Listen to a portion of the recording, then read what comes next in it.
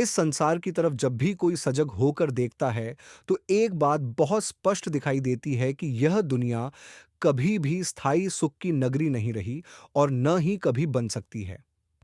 इतिहास उठाकर देख लिया जाए तो हर युग में, हर देश में, हर मजहब में उच्च कोटि के महात्मा इस धरती पर आए हैं। किसी ने उन्हें राम कहा, किसी ने कृष्ण, किसी ने बुद्ध, किसी ने कबीर साहिब, किसी ने गुरु नानक साहिब के रूप में पहचाना।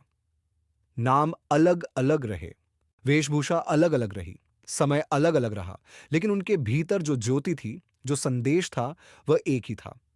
फिर भी प्रश्न उठता है कि इतने महान महात्माओं के आने के बावजूद यह संसार आज तक दुखों से मुक्त क्यों नहीं हुआ?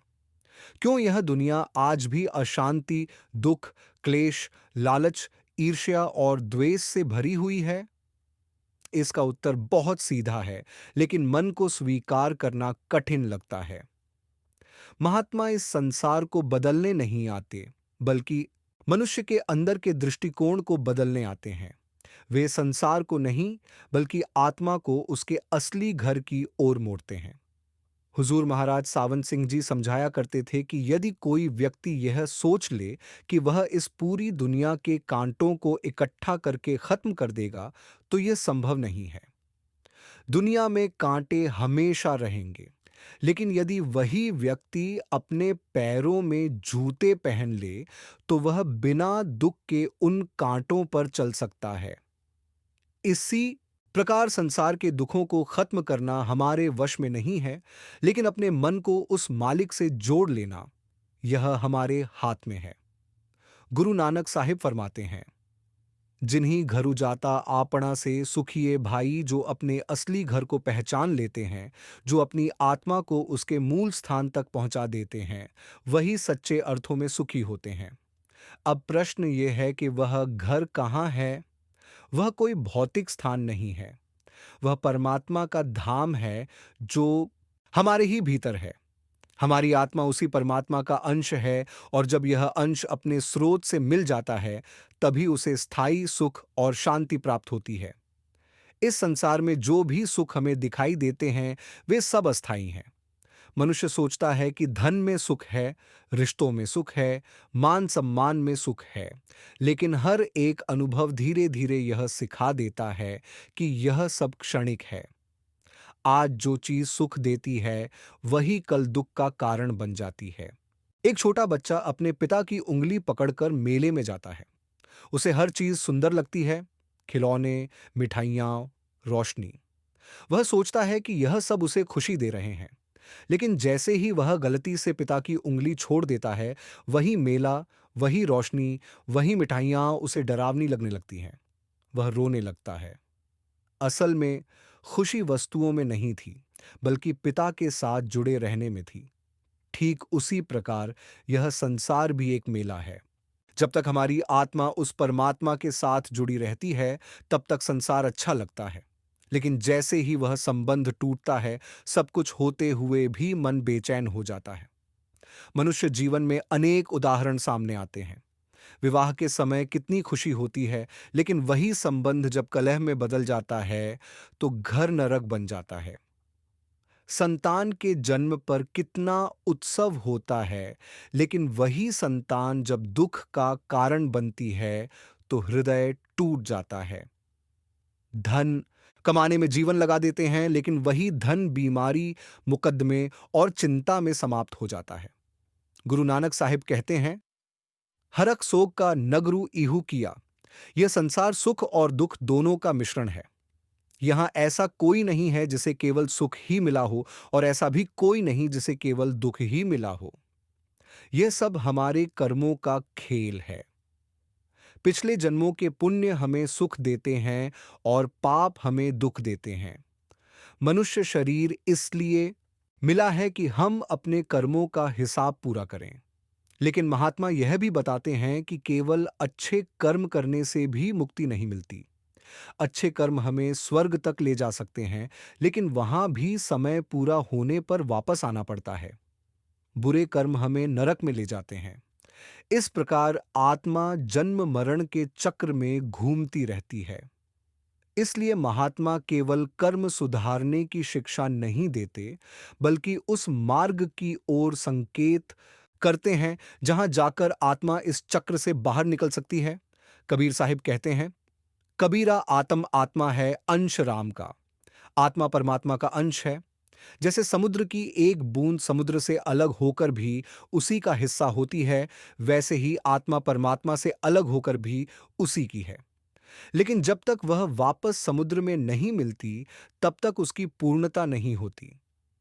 गुरु नानक साहिब फरमाते हैं, आत्म मही राम, राम मही आत्मू। परमात्मा आत्मा के भीतर है और आत्मा परमात्मा में है। यह ज्ञान केवल पढ़ने से नहीं आता, बल्कि अनुभव से आता है। और यह अनुभव तभी होता है जब कोई सच्चा मार्गदर्शक, सच्चा सद्गुरु हमें भीतर की ओर मोड़ता है। यह शरीर ही वह स्थान है जहां परमात्मा का अनुभव हो सकता है। गुरु साहिब कहते हैं, घरे अंदरी सबू वथु है, बाहरी किछु नाही। सब कुछ हमारे भीतर है, बाहर कुछ भी नहीं है। लेकिन मनुष्य की सबसे बड़ी भूल यह है कि वह बाहर खोजता है। मंदिरों, मस्जिदों, गुरुद्वारों में भटकता है, लेकिन अपने भीतर झांकने का प्रयास नहीं करता। कबीर साहिब समझाते हैं, ज्यों तिल में तेल है, चकमक में आग तेरा साईं तुझ में है, तू जाग सके तो जाग। जिस प्रकार तिल के भीतर तेल छुपा होता है, पत्थर में अग्नि छुपी होती है, उसी प्रकार परमात्मा हमारे भीतर छुपा हुआ है। आवश्यकता केवल उसे पहचानने की है। लेकिन मनुष्य क्या करता है? वह बाहरी दिखावे में उलझ जाता है। ईंट पत्थर के मंदिरों को सजाता है, लेकिन अपने भीतर के मंदिर को भूल जाता है। बाहरी पवित्रता का ध्यान रखता है, लेकिन भीतर को विकारों से भर देता है। महात्मा कभी भी मजहब बनाने नहीं आते। वे किसी को बांटने नहीं आते। वे केवल जोड़ने आते हैं, आत्मा को परमात्मा से जोड़ने। लेकिन उनके जाने के बाद मनुष्य उनके संदेश को भूलकर बाहरी कर्मकांडों में उलझ जाता है। कबीर साहिब कहते हैं, एक नूर ते सबू जग उपजिया, कौन भले को मंदे। सारा संसार एक ही परमात्मा के नूर से उत्पन्न हुआ है। फिर कौन अच्छा और कौन बुरा? जब सबके भीतर वही एक है, तो भेदभाव किस बात का? जब तक यह समझ भीतर नहीं उतरती, तब तक मनुष्य लड़ता रहेगा। कभी धर्म के नाम पर, कभी जाति के नाम पर, कभी देश के नाम पर। लेकिन जिस दिन यह अनुभव हो जाता है कि हर एक के भीतर वही एक परमात्मा है, उस दिन नफरत समाप्त हो जाती है। सच्चा मार्ग यही है कि मन को भीतर की ओर मोड़ा जाए, उस नाम का सहारा लिया जाए, उस भक्ति में लीव लगाई जाए, जिससे आत्मा अपने घर की ओर लौट सके। जब महात्मा इस संसार में आते हैं, तो वे कोई नया धर्म खड़ा करने नहीं आते, न ही वे किसी विशेष वर्ग, जाति या देश के लिए सीमित होते हैं। उनका उद्देश्य केवल एक होता है, सोई हुई आत्मा को जगाना, उसे उसके असली घर की याद दिलाना। लेकिन मनुष्य की विडंबना यह है कि वह महात्माओं के शरीर के साथ जुड़ जाता है, उनके नाम के साथ जुड़ जाता है, पर उनके असली संदेश को भूल जाता है। जब तक महात्मा इस संसार में रहते हैं, तब तक उनके पास बैठकर, उनकी संगति में रहकर, उनके वचनों को सुनकर कुछ आत्माएं जाग जाती हैं। उनके भीतर मालिक से मिलने की तड़प पैदा हो जाती है। लेकिन जैसे ही महात्मा इस संसार से विदा लेते हैं, मनुष्य फिर से बाहरी दिखावे में उलझ जाता है। उनके उपदेशों को छोटे छोटे दायरों में बांट देता है, किसी को हिंदू बना देता है, किसी को मुसलमान, किसी को सिख, किसी को ईसाई। और फिर उन्हीं नामों के आधार पर लड़ाई झगड़े शुरू हो जाते हैं। सोचने की बात है कि जिन महात्माओं ने पूरी दुनिया को एक समझाया, जिनका संदेश सबके लिए था, उनके नाम पर हम विभाजन कर लेते हैं।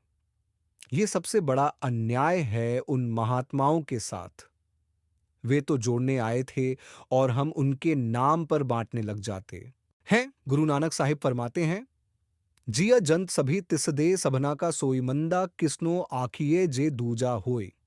जब सब उसी एक परमात्मा की संतान हैं, जब हर एक के भीतर वही एक परमात्मा बैठा हुआ है, तो फिर हम किसे बुरा कह सकते हैं? बुरा तो वही होता जो किसी और का बनाया हुआ होता, जिसके भीतर कोई और सत्ता होती। लेकिन जब सबके भीतर वही एक है, तो भेदभाव किस बात का? फिर भी मनुष्य भेदभाव करता है क्योंकि उसका मन बाहर की ओर भागता है।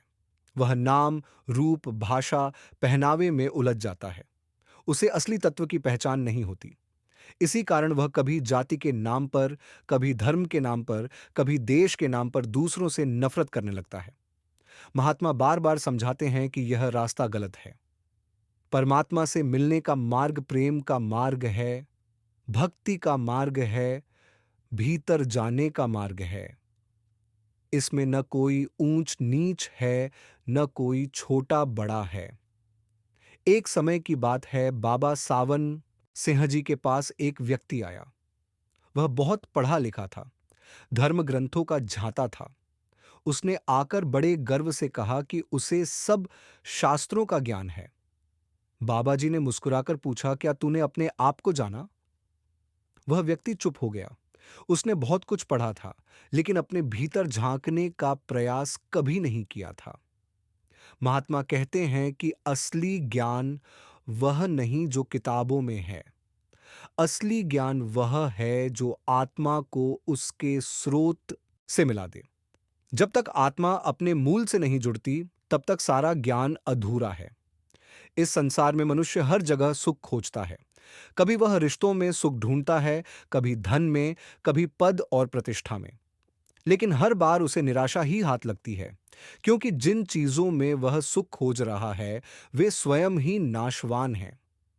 एक व्यक्ति बहुत मेहनत करके धन कमाता है। वह सोचता है कि अब उसे सुख मिलेगा। लेकिन जैसे जैसे धन बढ़ता है, वैसे वैसे चिंता भी बढ़ती है। उसे डर रहता है कि कहीं यह धन छिन न जाए। फिर वह उसी धन को बचाने में जीवन लगा देता है। अंत में जब शरीर साथ छोड़ देता है, तो वही धन यहीं रह जाता है और आत्मा खाली हाथ चली जाती है। इसी प्रकार मनुष्य मान सम्मान में सुख खोजता है। जब लोग उसकी प्रशंसा करते हैं, तो वह बहुत खुश होता है। लेकिन जैसे ही कोई उसकी आलोचना करता है, वह दुखी हो जाता है। इसका मतलब यह हुआ कि उसका सुख दूसरों की राय पर निर्भर है, जो कभी स्थायी नहीं हो सकती। महात्मा समझाते हैं कि असली सुख भीतर है। जब तक हम बाहर की वस्तुओं पर निर्भर रहेंगे, तब तक हमारा सुख भी अस्थायी रहेगा। लेकिन जब हम अपने भीतर उस परमात्मा से जुड़ जाते हैं, तब एक ऐसी शांति मिलती है जो कभी समाप्त नहीं होती। गुरु साहिब फरमाते हैं, हरि मंदिरु एहू शरीरु है। ये शरीर ही परमात्मा का असली मंदिर है। लेकिन हम क्या करते हैं? हम बाहर के मंदिरों में जाते हैं, वहां सिर झुकाते हैं, लेकिन अपने भीतर के मंदिर को भूल जाते हैं। बाहर की सफाई का ध्यान रखते हैं, लेकिन भीतर को विकारों से भर देते हैं। अगर सच में हम परमात्मा को पाना चाहते हैं, तो हमें अपने भीतर जाना होगा। हमें अपने मन को काबू में करना होगा। यह मन ही हमें बाहर भटकाता है, और यही मन हमें भीतर ले जा सकता है। मन बहुत चंचल है। यह इंद्रियों के पीछे भागता है। कभी स्वाद के पीछे, कभी देखने के पीछे, कभी सुनने के पीछे। लेकिन महात्मा कहते हैं कि यदि इस मन को नाम के साथ जोड़ दिया जाए, तो यही मन हमारी मुक्ति का कारण बन सकता है। कबीर साहिब कहते हैं, मन के हारे हार है, मन के जीते जीत। यदि मन हार गया, तो सब कुछ हार गया, और यदि मन जीत गया, तो सब कुछ जीत लिया। इसलिए सबसे बड़ा युद्ध बाहर नहीं, बल्कि भीतर है, मन के साथ। इस युद्ध को जीतने के लिए महात्मा हमें नाम का सहारा देते हैं। नाम कोई साधारण शब्द नहीं है, यह वह शक्ति है जो आत्मा को उसके स्रोत से जोड़ती है। जब हम सच्चे दिल से नाम का अभ्यास करते हैं, तो धीरे धीरे मन शांत होने लगता है और आत्मा भीतर की ओर खींचने लगती है। लेकिन इस मार्ग पर चलने के लिए धैर्य और नियमितता की आवश्यकता होती है। यह कोई एक दिन का काम नहीं है, यह एक निरंतर अभ्यास है। जैसे एक बीज को वृक्ष बनने में समय लगता है, वैसे ही आत्मा को भी अपने स्रोत तक पहुंचने में समय लगता है।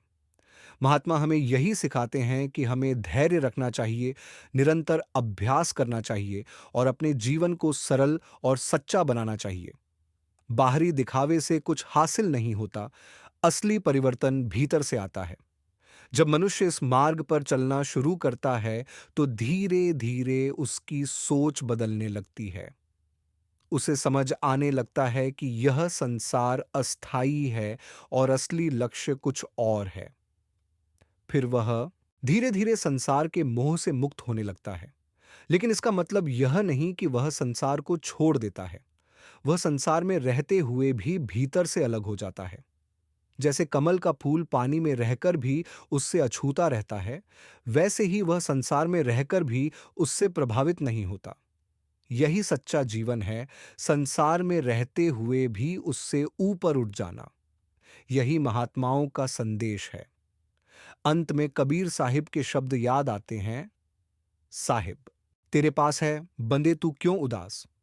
जिस परमात्मा को हम बाहर खोज रहे हैं, वह हमारे भीतर ही है। आवश्यकता केवल उसे पहचानने की है, उसे महसूस करने की है। जब यह पहचान हो जाती है, तब जीवन का सारा दृष्टिकोण बदल जाता है। फिर न कोई भय रहता है, न कोई दुख। केवल शांति, प्रेम और आनंद ही शेष रह जाता है।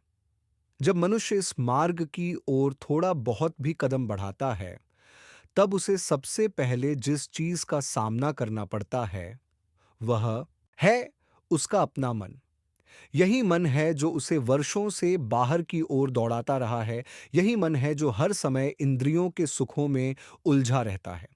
और जब वही मन अचानक भीतर की ओर मोड़ने की कोशिश की जाती है, तो वह सहजता से मानता नहीं, बल्कि और भी अधिक उछल कूद करने लगता है। महात्मा समझाते हैं कि मन स्वयं में कोई शत्रु नहीं है, लेकिन यह हमारे वश में नहीं है, इसलिए हमें शत्रु जैसा प्रतीत होता है।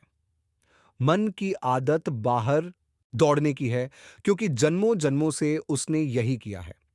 इसने कभी भीतर की शांति का अनुभव नहीं किया, इसलिए जब हम इसे भीतर बैठाने की कोशिश करते हैं, तो यह बेचैन हो उठता है।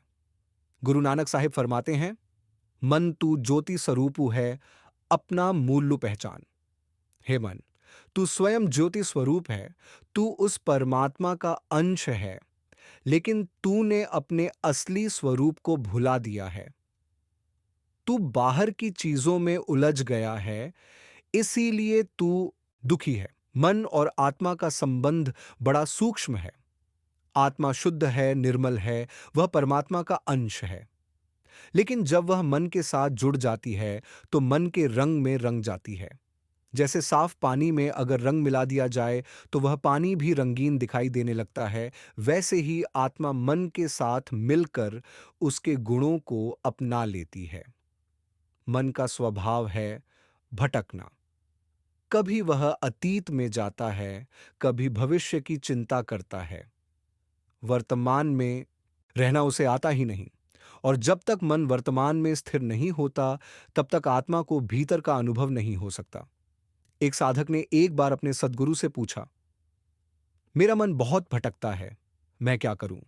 सद्गुरु ने कहा, तू मन को पकड़ने की कोशिश मत कर, तू नाम को पकड़ ले, मन अपने आप पीछे आ जाएगा। यह बहुत गहरी बात है। हम अक्सर मन को जबरदस्ती रोकने की कोशिश करते हैं, लेकिन वह और अधिक भागता है। लेकिन यदि हम प्रेम से, धैर्य से, नाम का सहारा लेकर मन को भीतर की ओर लगाते हैं, तो धीरे धीरे वह शांत होने लगता है। कबीर साहिब कहते हैं, धीरे धीरे रे मना, धीरे सब कुछ होए, माली सींचे 100 घड़ा, रतु आए फल हुए। हर चीज का एक समय होता है। यदि कोई माली एक दिन में 100 घड़े पानी डाल दे, तब भी फल अपने समय पर ही आएगा। उसी प्रकार भक्ति का मार्ग भी धैर्य का मार्ग है। इसमें जल्दबाजी नहीं चलती। मनुष्य अक्सर जल्दी परिणाम चाहता है। वह कुछ दिन सिमरन करता है, कुछ दिन ध्यान करता है और फिर सोचता है कि अब उसे अनुभव क्यों नहीं हुआ। लेकिन महात्मा कहते हैं कि यह कोई व्यापार नहीं है कि आज लगाया और कल फल मिल गया। यह तो प्रेम का मार्ग है, समर्पण का मार्ग है। इस मार्ग में सबसे बड़ी बाधा माया है। माया का अर्थ केवल धन दौलत नहीं है, बल्कि वह सब कुछ जो हमें परमात्मा से दूर करता है, वह माया है। यह संसार, इसके आकर्षण, इसके रिश्ते, इसके सुख, ये सब माया के रूप हैं। माया हमें बाहर की ओर खींचती है। यह हमें यह विश्वास दिलाती है कि सुख बाहर है। लेकिन जैसे जैसे हम इसके पीछे भागते हैं, वैसे वैसे हम और अधिक उलझते चले जाते हैं। एक बार एक व्यक्ति ने सपना देखा कि वह एक बहुत बड़े महल में है, जहां हर प्रकार की सुख सुविधा है। वह बहुत खुश था, लेकिन अचानक उसकी नींद खुल गई और वह फिर से अपने साधारण जीवन में लौट आया। अब वह उस सपने के सुख को याद करके दुखी होने लगा। महात्मा कहते हैं कि यह संसार भी एक सपना ही है। जब तक हम इसमें हैं, हमें यह वास्तविक लगता है। लेकिन जब आत्मा जाग जाती है, तब उसे पता चलता है कि यह सब अस्थायी है। गुरु अर्जुन देव जी फरमाते हैं, सपने जैसा संसार है जाने न कोई। यह संसार सपने के समान है, लेकिन मनुष्य इसे स्थायी मानकर इसमें उलझ जाता है। जब साधक इस बात को समझने लगता है, तो उसके भीतर एक वैराग्य उत्पन्न होता है। वह संसार से भागता नहीं, लेकिन उसके प्रति उसका मोह कम हो जाता है। वह समझ जाता है कि यह सब कुछ अस्थायी है और असली लक्ष्य कुछ और है।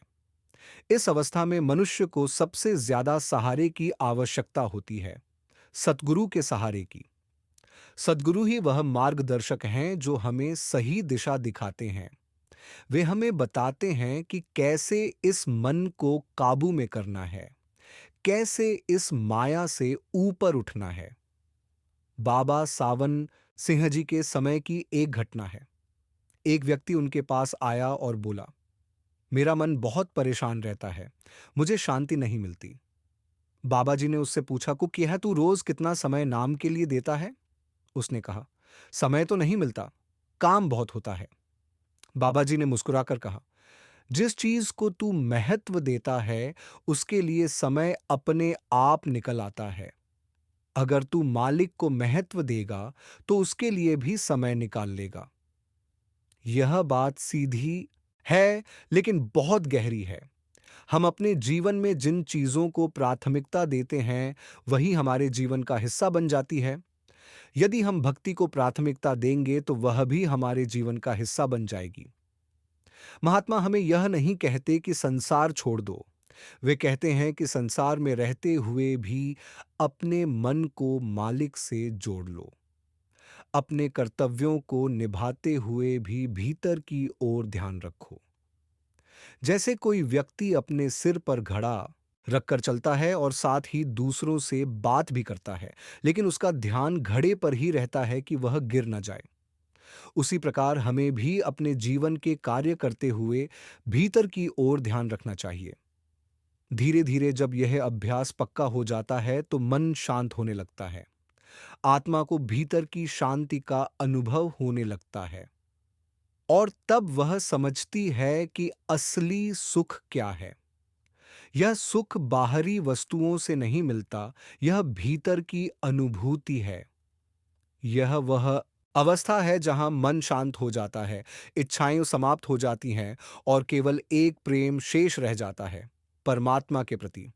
कबीर साहिब कहते हैं, जब मैं था तब हरि नहीं, अब हरि है मैं नाही, सब अंधियारा मिट गया, दीपक देखा माही। जब तक अहंकार था, तब तक परमात्मा का अनुभव नहीं हुआ। लेकिन जब अहंकार समाप्त हुआ, तब केवल वही एक रह गया। यही भक्ति का अंतिम लक्ष्य है, अपने आप को मिटा देना और परमात्मा में लीन हो जाना। यह मार्ग कठिन नहीं है, लेकिन इसके लिए सच्चाई, धैर्य और प्रेम की आवश्यकता है। जो व्यक्ति सच्चे दिल से इस मार्ग पर चलता है, उसे अवश्य सफलता मिलती है। महात्मा बार बार यही समझाते हैं कि जब तक मनुष्य स्वयं अभ्यास नहीं करता, तब तक उसे भीतर का अनुभव नहीं हो सकता। इस अभ्यास के दो मुख्य आधार हैं, सिमरन और ध्यान।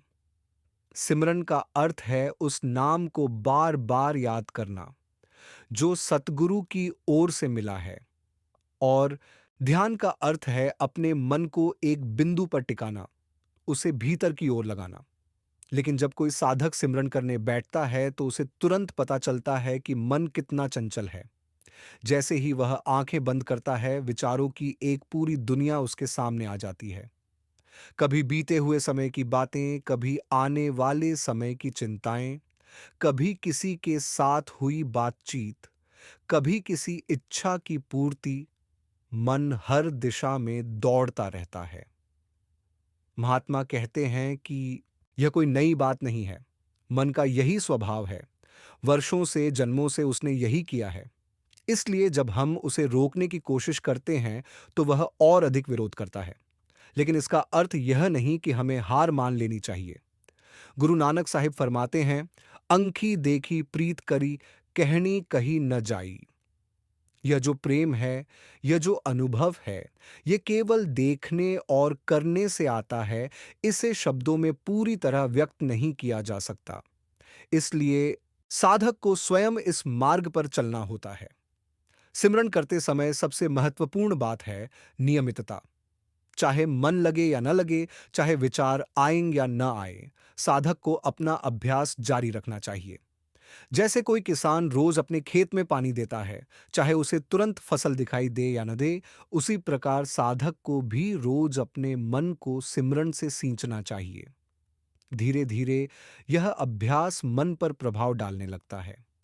पहले जहां मन एक क्षण भी स्थिर नहीं रहता था, अब वह थोड़ी देर के लिए रुकने लगता है। फिर वह थोड़ी और देर टिकता है, और एक समय ऐसा आता है जब मन स्वयं ही उस शांति का अनुभव करने लगता है जो उसे पहले कभी नहीं मिली थी। ध्यान का अभ्यास इससे भी सूक्ष्म है। इसमें साधक अपने मन को भीतर के किसी एक केंद्र पर टिकाने की कोशिश करता है। यह अभ्यास शुरुआत में कठिन लगता है, लेकिन जैसे जैसे सिमरन मजबूत होता है, ध्यान भी सहज होने लगता है। महात्मा कहते हैं कि यह शरीर एक अद्भुत रचना है। इसके भीतर ही वह मार्ग है जिसे आत्मा अपने स्रोत तक पहुंच सकती है। लेकिन यह मार्ग आंखों से दिखाई नहीं देता, इसे अनुभव करना पड़ता है। गुरु साहिब फरमाते हैं, काया अंदर आपे वसय अलखु न लखिया जाई। परमात्मा हमारे शरीर के भीतर ही विराजमान है, लेकिन उसे देखना आसान नहीं है। वह अलख है, अर्थात इंद्रियों से परे है। उसे केवल अनुभव किया जा सकता है। इस मार्ग में सद्गुरु का स्थान अत्यंत महत्वपूर्ण है। सद्गुरु केवल उपदेश देने वाले नहीं होते, वे उस मार्ग के जाता होते हैं। उन्होंने स्वयं उस रास्ते को तय किया होता है, और वे ही साधक को उस रास्ते पर आगे बढ़ाते हैं। सद्गुरु की कृपा के बिना यह मार्ग तय करना संभव नहीं है, क्योंकि मनुष्य अपने बल पर मन और माया के जाल से बाहर नहीं निकल सकता। सतगुरु ही वह शक्ति देते हैं, वह सहारा देते हैं, जिससे साधक इस कठिन मार्ग को पार कर सकता है। बाबा सावन सिंह जी के समय की एक घटना है। एक व्यक्ति उनके पास आया और बोला, मैं बहुत समय से भक्ति कर रहा हूं, लेकिन मुझे कोई अनुभव नहीं हो रहा। बाबा जी ने उससे पूछा, क्या तू पूरी लगन से करता है? उसने कहा, मैं कोशिश तो करता हूं, लेकिन मन नहीं लगता। बाबा जी ने कहा, जब तक तू मन के लगने का इंतजार करेगा, तब तक कुछ नहीं होगा। तू अपने फर्ज को निभा, बाकी काम मालिक पर छोड़ दे। यह बहुत गहरी बात है। हम अक्सर यह सोचते हैं कि जब मन लगेगा तब भक्ति करेंगे, लेकिन महात्मा कहते हैं कि भक्ति करने से ही मन लगना शुरू होता है। इस मार्ग में एक और महत्वपूर्ण बात है, विनम्रता। जब तक मनुष्य के भीतर अहंकार है, तब तक वह आगे नहीं बढ़ सकता। अहंकार वह दीवार है जो हमें परमात्मा से अलग रखती है। कबीर साहिब कहते हैं, जहां अहंकार है वहां प्रेम नहीं। प्रेम का अर्थ है अपने आप को मिटा देना। जब तक मैं बना रहेगा, तब तक वह नहीं आएगा। इसलिए साधक को अपने भीतर से अहंकार को निकालना होता है। यह कार्य आसान नहीं है, क्योंकि अहंकार बहुत सूक्ष्म रूप में हमारे भीतर छुपा होता है। कभी हमें अपने ज्ञान का अहंकार होता है, कभी अपने पद का, कभी अपने धन का, कभी अपने धर्म का। लेकिन महात्मा कहते हैं कि जब तक यह सब समाप्त नहीं होता, तब तक सच्चा अनुभव नहीं हो सकता। इसलिए साधक को हर समय यह भावना रखनी चाहिए कि वह कुछ भी नहीं है, सब कुछ परमात्मा ही है। जो कुछ भी हो रहा है, वह उसी की कृपा से हो रहा है। धीरे धीरे जब यह भावना पक्की हो जाती है, तो मनुष्य के भीतर एक गहरी शांति उत्पन्न होती है। अब वह बाहरी परिस्थितियों से प्रभावित नहीं होता। सुख आए या दुख, वह दोनों को समान भाव से स्वीकार करता है। गुरु नानक साहिब फरमाते हैं, तेरा किया मीठा लागे। जो कुछ भी तू करता है, वह मुझे मीठा लगता है। यह अवस्था तभी आती है जब मनुष्य पूरी तरह से समर्पित हो जाता है। इस मार्ग पर चलते हुए साधक को कई बार कठिनाइयों का सामना भी करना पड़ता है। कभी मन भटकता है, कभी आलस्य आता है, कभी संदेह उत्पन्न होता है। लेकिन महात्मा कहते हैं कि यह सब इस मार्ग का हिस्सा है। जो इन सब के बावजूद आगे बढ़ता रहता है, वही अंत में सफल होता है।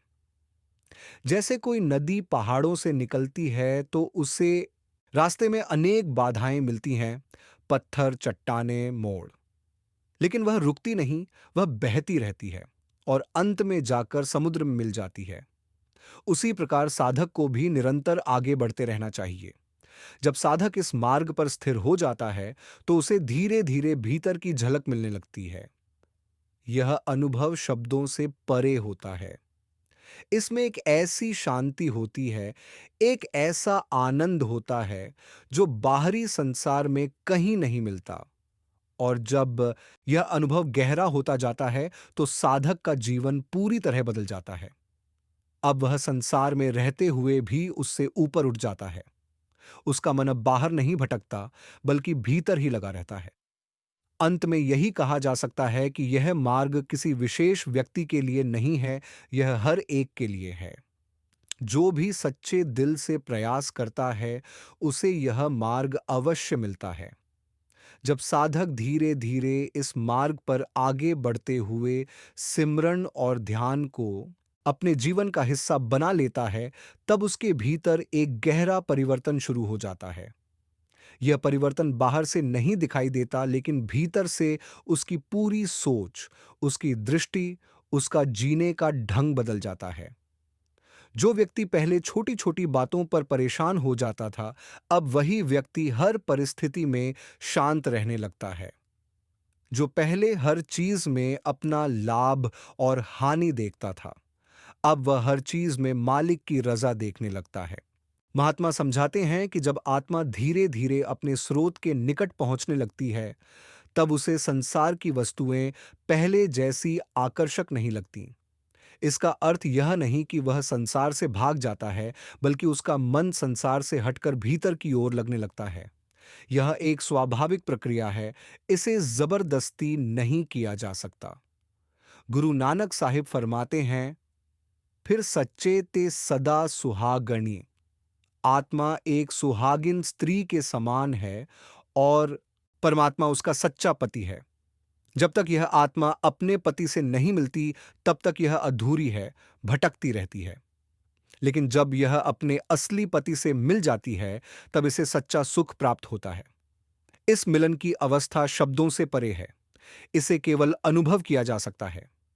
जब साधक इस अवस्था के निकट पहुंचता है, तो उसके भीतर एक अनोखा आनंद उत्पन्न होता है। यह आनंद किसी बाहरी वस्तु पर निर्भर नहीं होता, यह भीतर से स्वतः उत्पन्न होता है। कबीर साहिब कहते हैं, ऐसा आनंद न देखा भाई जो घट भीतर होई। यह जो भीतर का आनंद है, यह संसार के किसी भी सुख से तुलना नहीं कर सकता। यह स्थायी है, शुद्ध है और हर समय उपलब्ध है। लेकिन इस अवस्था तक पहुंचने के लिए साधक को निरंतर प्रयास करना पड़ता है। यह मार्ग आसान नहीं है, लेकिन असंभव भी नहीं है। जो व्यक्ति सच्चे दिल से इस मार्ग पर चलता है, उसे अवश्य सफलता मिलती है। महात्मा बार बार यह समझाते हैं कि इस संसार में जो कुछ भी हो रहा है, वह हमारे कर्मों का परिणाम है। हमें अपने कर्मों का फल भोगना ही पड़ता है। लेकिन यदि हम भक्ति का मार्ग अपनाते हैं, तो हम इन कर्मों के प्रभाव से ऊपर उठ सकते हैं। ये ऐसा ही है जैसे कोई व्यक्ति तूफान में फंस गया हो। यदि उसके पास एक मजबूत नाव हो, तो वह उस तूफान से सुरक्षित निकल सकता है। सतगुरु और नाम वही नाव हैं जो हमें इस संसार के तूफानों से पार ले जाती है। अब प्रश्न यह उठता है कि साधक अपने जीवन में इस मार्ग को कैसे अपनाए। इसका उत्तर बहुत सरल है: नियमित सिमरन, ध्यान और सच्चा जीवन। साधक को चाहिए कि वह अपने जीवन को सरल बनाए, सच्चाई और ईमानदारी से जिए और जितना हो सके दूसरों की मदद करे। लेकिन सबसे महत्वपूर्ण है अपने मन को मालिक से जोड़ना। जब यह अभ्यास पक्का हो जाता है, तो धीरे धीरे साधक के भीतर एक स्थिरता आ जाती है।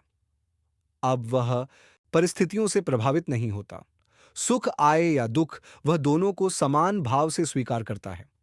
गुरु नानक साहिब फरमाते हैं, नानक दुखिया सब संसार। यह संसार दुखों से भरा हुआ है, लेकिन जो व्यक्ति मालिक से जुड़ जाता है, वह इन दुखों से ऊपर उठ जाता है। अब अंत में एक छोटा सा प्रश्न उत्तर समझ लेते हैं, जो अक्सर साधकों के मन में आता है। एक साधक पूछता है, यदि परमात्मा हमारे भीतर है, तो हमें बाहर गुरु की क्या आवश्यकता है? उत्तर यह है कि परमात्मा तो हमारे भीतर है, लेकिन हमें उसे पहचानने का ज्ञान नहीं है। सद्गुरु वही हैं जो हमें उस मार्ग का ज्ञान देते हैं, जो हमें भीतर ले जाते हैं। बिना मार्गदर्शक के हम भटक सकते हैं। दूसरा प्रश्न, क्या केवल अच्छे कर्म करने से मुक्ति मिल सकती है? उत्तर, अच्छे कर्म हमें बेहतर जीवन दे सकते हैं, लेकिन मुक्ति नहीं। मुक्ति केवल भक्ति और नाम के माध्यम से ही संभव है। तीसरा प्रश्न, मन को कैसे काबू में किया जाए? उत्तर, मन को जबरदस्ती नहीं रोका जा सकता। इसे प्रेम से, धैर्य से और सिमरन के माध्यम से धीरे धीरे शांत किया जा सकता है। अब अंत में एक भावपूर्ण प्रसंग। एक बार एक वृद्ध व्यक्ति अपने जीवन के अंतिम समय में बहुत परेशान था। उसने पूरी जिंदगी धन कमाने में लगा दी, लेकिन अब उसे भीतर से खालीपन महसूस हो रहा था। वह एक महात्मा के पास गया और बोला, मैंने जीवन भर बहुत कुछ पाया, लेकिन शांति नहीं मिली। महात्मा ने उसे प्यार से देखा और कहा, तूने सब कुछ बाहर खोजा, लेकिन अपने भीतर कभी नहीं झांका। अब भी समय है, अपने मन को भीतर की ओर मोड़, उस मालिक को याद कर। वह वृद्ध व्यक्ति रोज थोड़ा थोड़ा समय सिमरन करने लगा। धीरे धीरे उसका मन शांत होने लगा। उसके चेहरे पर एक अजीब सी शांति आ गई। जब उसका अंतिम समय आया, तो वह बहुत संतोष में था। उसने कहा, अब मुझे वह मिल गया जिसे मैं जीवन भर बाहर खोजता रहा। यही इस जीवन का सार है। हम जीवन भर बाहर दौड़ते रहते हैं, लेकिन असली खजाना हमारे भीतर ही होता है। अंत में यही समझना है कि यह जीवन बहुत अनमोल है। इसे व्यर्थ की बातों में न गंवाकर उस मालिक की भक्ति में लगाना चाहिए। यही सच्चा उद्देश्य है, यही सच्चा सुख है। बाबा जी का एक सुंदर वचन है, परमात्मा तक पहुंचने का रास्ता दूर नहीं है, वह हमारे भीतर ही है। बस हमें अपनी दिशा बदलनी है, बाहर से भीतर की ओर। जो भी इस बात को समझ लेता है और अपने जीवन में उतार लेता है, उसका जीवन सफल हो जाता है।